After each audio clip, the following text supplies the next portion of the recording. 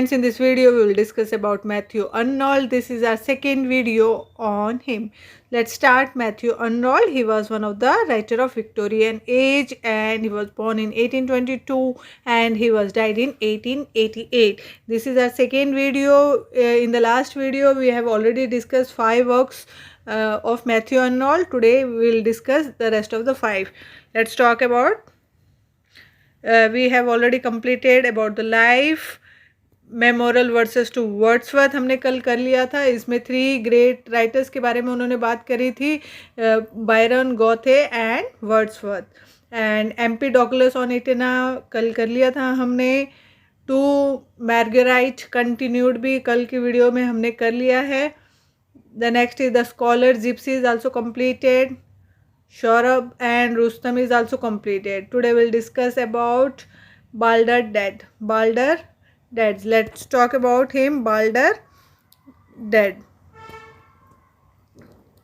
Balder Dead. It was published in 1855 and it is based on Norse mythology. मतलब स्कैंडिनेवियाई पौराणिक कथा के बारे में ये बात करते हैं. इट इज़ बेस्ड है, उसके ऊपर ही बेस्ड है ये Balder dead. And it talks about the murder of Odin son Balder. तो ये ऑडिन जो सन था, उनका बेटा था बाल्डर, उसके बारे में इसमें है. ज़्यादा नहीं पूछा, अब तक कभी पूछा नहीं गया है इस पर, तो इतना ही आपको याद रखना है. बाल्डर डेड वर्क है मैथ्यू अर्नोल्ड का. जो राइटर फेमस, जो राइटिंग इनकी फेमस है, उनके बारे में हम डीपली डिस्कस कर रहे हैं. जैसे कि कल हमने सौरभ एंड रुस्तम के बारे में जो भी इम्पोर्टेंट वर्क्स होते हैं उनके बारे में हम बात कर लेते हैं. तो अब नेक्स्ट वर्क करेंगे हम Thyrsis. The next is Thyrsis and it was published in 1865. ये पब्लिश हुआ था 1865 में. दिस इज़ एन एलिजी, मतलब शोक गीत है ये. And talking about the murder of Arthur Hugh Clough. और इसमें बात करते हैं ये किसके मर्डर के बारे में? Arthur Hugh Clough. And he was Matthew Arnold friend. वो मैथ्यू अर्नोल्ड के फ्रेंड थे. तो this poem is just like Lycidas. जो लाइसिडस हमने देखा था ना, in which John Milton lamenting of his friend Edward King. तो वो जैसे कि वो अपने फ्रेंड जॉन मिल्टन अपने फ्रेंड के बारे में लिखते हैं ना, लाइसिडस, उसके दुख प्रकट करते हैं, एलिजी लिखते हैं. वैसे ही इन्होंने भी, मैथ्यू अर्नोल्ड ने अपने फ्रेंड ऑर्थर के बारे में, आर्थर हूग क्लो के बारे में दुख व्यक्त करते हुए ये वर्क लिखा है. This is a pastoral elegy. A pastoral का मतलब होता है देहाती शोक गीत है ये. And the character Thyrsis was a shepherd in Greek poet Virgil 7th eclogue. तो वर्जिल 7th एक्लोग है, उसमें भी ये शेफर्ड है. शेफर्ड मतलब चरवाहा एक है थायरेसिस नाम का. तो कैरेक्टर वहीं से लिया है मैथ्यू अर्नोल्ड ने. एंड जो ग्रीक राइटर है, याद रखना है, वर्जिल्स 7th एक्लोग से लिया गया है. उसमें थायरेसिस नाम का एक उन्होंने शेफर्ड है उनके वर्क में, तो सेम इन्होंने भी यहाँ पे लिया है. In Virgil 7th eclogue Thyrsis clone is singing. तो उसमें 7th में जो थायरेसिस है वो गाना गाते हैं, match to the Corydon and he died. And Virgil are implied that the god are to be blamed. तो वर्जिल बोलते हैं कि गॉड को ब्लेम करे फॉर द मैन दैट. तो जो इंसान की मृत्यु होती है उसके लिए गॉड को ब्लेम किया जाता है. And Thyrsis is a man whose death occur due to the influence of god. तो थायरेसिस जो इंसान होता है उसकी जो डेथ होती है वो किसके इन्फ्लुएंस से हो रही है? गॉड के इन्फ्लुएंस से. Whereas in this work Matthew Arnold remove the myth. लेकिन इसमें, इस वर्क में मैथ्यू अर्नोल्ड जो ये मिथ है, जो ये ऐसी एक धारणा है कि भगवान के वजह से हो रही है, उसको ये नहीं मानते और बोलते हैं कि रिमूव कर, मतलब हटा रहे हैं इसमें से, of blaming god. And he blame Thyrsis himself for his death. और वो बोलते हैं कि भगवान के वजह से नहीं भाई, तुम्हारे खुद के वजह से ही तुम्हारी मृत्यु होती है, ना कि भगवान के वजह से तुम्हारी मृत्यु होती है. तो वर्जिल में क्या था, 7th एक्लोग में थायरेसिस की डेथ भगवान के वजह से हुई बोला जा रहा था. और इसमें ये जो मिथ था कि भगवान ऐसे करते हैं, भगवान हमें ये करते हैं, वो इन्होंने मैथ्यू अर्नोल्ड ने इसमें हटा के बोला है. द नेक्स्ट वर्क बात करते हैं. नेक्स्ट वर्क है कौन सा? Dover beach. The next work is Dover beach and it was published in 1867। आपका बहुत कम समय रह गया है अभी एग्ज़ाम्स का, तो फोकस करें एग्ज़ाम पे। और जो ब्रिटिश लिटरेचर है फुल्ली हमारा आराम से कंप्लीट हो जाएगा। तो ब्रिटिश लिटरेचर मेरी वीडियो से आप पूरा अच्छे से कर सकते हैं। ज़्यादातर क्वेश्चंस आते हैं ब्रिटिश लिटरेचर में, बाकी भी हम करेंगे साथ में। तो ये आराम से आपका जब तक कंप्लीट हो जाएगा, क्योंकि मैं सीक्वेंशली ही चल रही हूँ, मैं स्किप नहीं करना चाहती कि अभी मैं एग्ज़ाम के पॉइंट ऑफ व्यू से जल्दी जल्दी जल्दी जल्दी कंप्लीट कर दूँ, नहीं। तो जितना है मेरे वीडियोस में आपको ब्रिटिश लिटरेचर फुल्ली बहुत ही डिटेल में आराम से मिल जाएगा। तो सारे वीडियो सीक्वेंशली देखें, इंटरेस्ट भी क्रिएट होगा और आपको बहुत इंटरेस्ट के साथ साथ आपको बहुत अच्छे से याद हो जाएगा हर चीज़। तो ज़रूर आपको अच्छा लगे तो प्लीज़ मेरे चैनल को सब्सक्राइब कर लें, लाइक ज़रूर करें जब भी आप वीडियोस देखें, और शेयर करें अपने फ्रेंड्स में, सर्कल्स में। कोई डाउट हो तो कमेंट करें। स्टार्ट करते हैं। Dover beach, it is a lyric poem. ये एक लिरिक पोयम है, okay. And because of this poem Matthew Arnold is regarded as the 3 best poet along with Tennyson and Robert Browning. तो इसी poem के वजह से मैथ्यू अर्नोल्ड को जो 3 बेस्ट पोएट्स घोषित किए गए थे उनमें इनका नाम आया था। Tennyson, Robert browning and Matthew Arnold, मतलब ये तीनों ही बेस्ट पोएट्स हैं अपने टाइम के। And the story revolves around the speaker who is standing with the lady. तो स्टोरी है जिसमें एक स्पीकर है, वो एक लेडी के पास खड़ा है ऑन डोवर बीच पे। एक डोवर बीच है वहाँ पे, उस पे खड़ा है। Dover beach is a place in England. तो ये एक जगह है इंग्लैंड में, बीच है जिसका नाम है Dover beach. And there is a music that they can hear and that music is said to be an internal note of sadness. तो वहाँ पे एक म्यूज़िक बज रहा है, वो लोग सुन पा रहे हैं उस म्यूज़िक को, और वो म्यूज़िक बहुत ही दुखद म्यूज़िक है। किसी के अंदरूनी, मतलब इंटरनली ऐसा लग रहा है कि बहुत ही दुखी है। एंड द नेक्स्ट सीन कहाँ पे, flashes back to the ancient Greece where the great playwright Sophocles heard the same sound. और नेक्स्ट जो सीन है वो फ्लैश हो रहा है कहाँ पे, एंशिएंट ग्रीस में, जहाँ पे सोफोक्लस जो राइटर थे, ट्रेजेडी लिखते थे ये, तो उनको भी सेम साउंड सुनाई दे रहा है एट एगियन सी। एगियन सी कहाँ है, बिटवीन ग्रीस एंड टर्की में ये एगियन सी है, वहाँ पे इनको भी, सोफोक्लस को, ये सेम साउंड सुनाई दे रहा है। And was inspired to write play about human misery. और वो उनको इंस्पायर कर रहा है कि लिखो भैया ह्यूमन मिसरीज के, इंसान के दुखों के बारे में लिखो। He is comparing the movement of tide and fate just like tide come and go।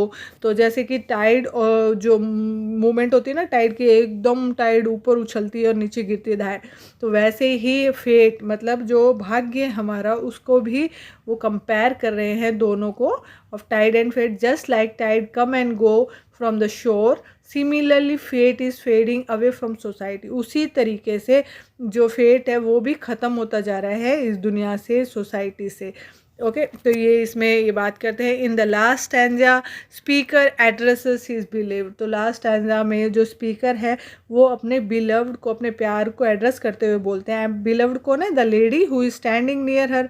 तो जो शुरू में बताया ना कि एक लेडी है उसके पास खड़ी है, तो उसको एड्रेस करते हुए वो बोलते हैं कि tell her that we both remain true to each other. हम दोनों एक दूसरे के लिए सच्चे रहेंगे, ट्रू रहेंगे, ये बात करते हैं। And opening lines are, opening lines है sea is calm tonight.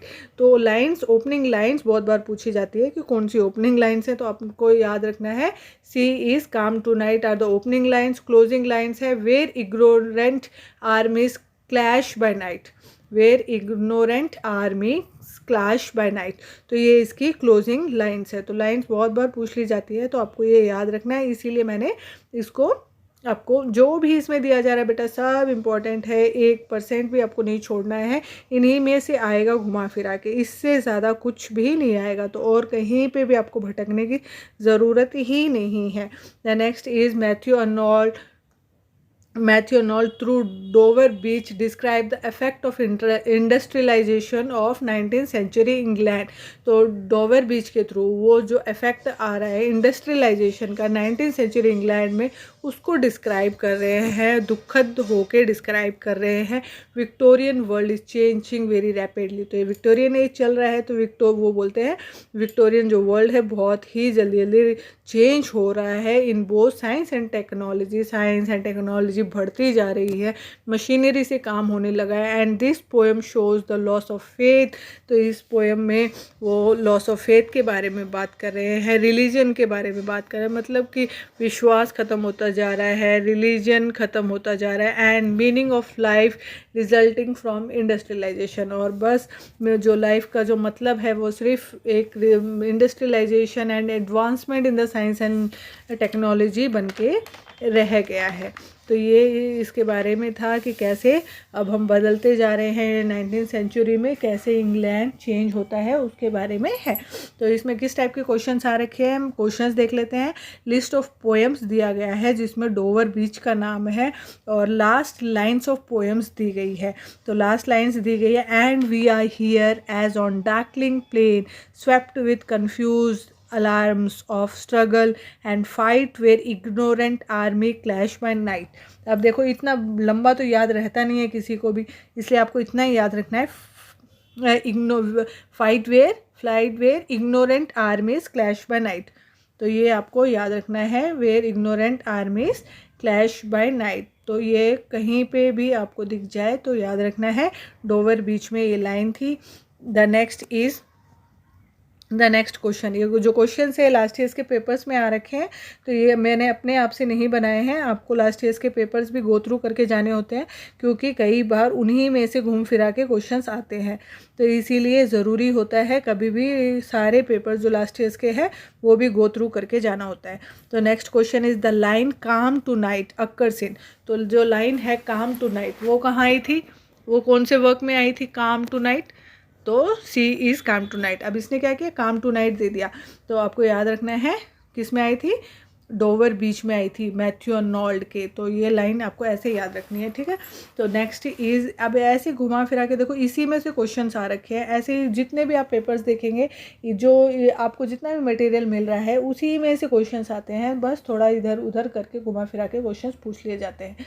तो बिल्कुल भी डरने की घबराने की ज़रूरत नहीं है, आपका 101% आराम से एग्ज़ाम क्लियर होगा अगर आप शिद्दत से ये जितने भी वीडियोस हैं सारी अच्छे से देख के पढ़ के याद करके जाएंगे। तो the next question is ignorant army slash by night is taken from the poem by. तो कहाँ से आया था, फिर से वही पूछ लिया घुमा फिरा के, इग्नोरेंट आर्मीज। तो ये क्वेश्चन अलग दूसरे साल में आया था, तो ये आपको याद रखना है, मैथ्यू अर्नोल्ड डोवर बीच। तो क्वेश्चंस ऐसे ही आते हैं। तो लास्ट वर्क कर लेते हैं, Rugby Chapel. It was published in 1867, ये पब्लिश हुआ था 1867 में। And this poem is an elegy, this poem is an elegy by Matthew Arnold for his father Thomas Arnold. तो इन्होंने ये शोकगीत लिखा है अपने फादर थॉमस अर्नोल्ड के याद में। In this poem Matthew Arnold describe the virtues of his father. इसमें वो अपने फादर की वर्च्यूज मतलब उनके गुण बता रहे हैं, उनके गुणों के बारे में डिस्कस कर रहे हैं। In the first stanza the poet tells us about surrounding autumn. तो फर्स्ट पोएम में वो अपने सराउंडिंग जो ऑटम सीजन है उसके बारे में बात कर रहे हैं। Cold and sad yellow leaves falling, जो पीले पत्ते होके नीचे गिर जाते हैं उनके बारे में बात करें। It is also very silent, और बहुत शांति हो रखी है वहाँ पे, बिल्कुल सुनसान मौसम, जैसे ऑटम सीज़न होता है ना, बस पतझड़ का मौसम, गिरता है पत्ते, तो उस टाइप का सराउंडिंग, बड़ी दुखी सराउंडिंग बनी हुई है लोकेशन पोएम में। And then he talk about Rugby Chapel. तो उसके बाद में वो बात कर रहे हैं रुक बाय चैपल की। And he recalls that when his father was alive even the dark November seems very bright. तो ये बोलते हैं कि भाई अपने फादर को रुक बाय चैपल के बारे में बात करते हुए रिकॉल अपने फादर को याद करते हुए बोलते हैं कि जब मेरे फादर ज़िंदा थे तो जो डार्क नवंबर होती थी ना, नवंबर में क्या सर्दी का मौसम स्टार्ट हो जाता है, बहुत ही अंधेरा जल्दी हो जाता है, तो उसमें भी ब्राइटनेस ज़्यादा मतलब ऐसा लगता था कि वो भी मुझे बहुत बड़ा ब्राइट लगता था, नवंबर का सीज़न भी। It has been 15 years since his father died. तो 15 साल बीत चुके हैं उनके फादर को गए हुए दुनिया से। And still his family feels alone in his father absence। और उनकी याद में, उनके absence में अभी भी उनकी फैमिली जो है बहुत ही अकेलापन महसूस करती है। जिसका जाता है उसी को पता होता है कि भाई हाँ, जो अपना चला जाता है तो ये नहीं कि भाई हाँ जो 12 दिन बैठ गए हो गया, नहीं, ऐसा नहीं है। बहुत ही मुश्किल से वो दौर निकल पाता है और उसके बाद में भी उस इंसान की कमी कभी पूरी नहीं होती। तो इस पे क्वेश्चंस आ रखे हैं, क्वेश्चन देखते हैं। वे क्वेश्चन आया था, Rugby Chapel is a poem by Matthew Arnold in the memory of, किसकी मेमोरी में था मैथ्यू अर्नोल्ड रुकबाई चैपल? तो answer is his father, memory of his father. तो आपको ये याद रखना है। तो बच्चों जितना भी ये मटेरियल है सारा ही इम्पोर्टेंट है। तो उसमें जितना भी मतलब आपकी 20 बुक्स है तो उसका जो मटेरियल है हमने पूरा इसको छाट के आपकी कम से कम आपके ऊपर प्रेशर पड़े उस हिसाब से मटेरियल कलेक्ट किया है। तो आप बिल्कुल भी 1% भी टेंशन ना ले, टॉपर्स का मटेरियल है। बच्चे खूब अच्छे से नंबर आराम से क्रैक कर जाते हैं अगर इसको शिद्दत से पढ़ेंगे तो इसके बाद में स्लाइड्स अपलोड होगी तो वो भी स्लाइड्स भी ज़रूर देखें। और डिस्क्रिप्शन में टेलीग्राम ग्रुप का लिंक दिया गया है तो वहाँ पे भी ज़रूर जाएँ, जैसे ही वक्त मिलता है वहाँ पे अपलोडिंग शुरू हो जाएगी। तो thank you for watching. Slide ज़रूर देखें, इग्नोर ना करें, एक एक स्लाइड्स को पॉज करके ज़रूर पढ़ें।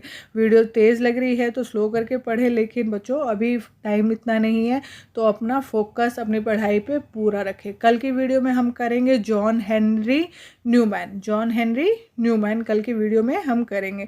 तो thank you for watching. Please मेरे चैनल को जल्दी से सब्सक्राइब कर लें, जब भी देखें लाइक ज़रूर करें, कोई डाउट हो तो कमेंट करें और अपने फ्रेंड सर्कल में, अपने दोस्तों में ज़रूर शेयर करें। मोटिवेशन मिलता है, हौसला मिलता है आपके लिए और भी अच्छा और बेहतरीन करने का।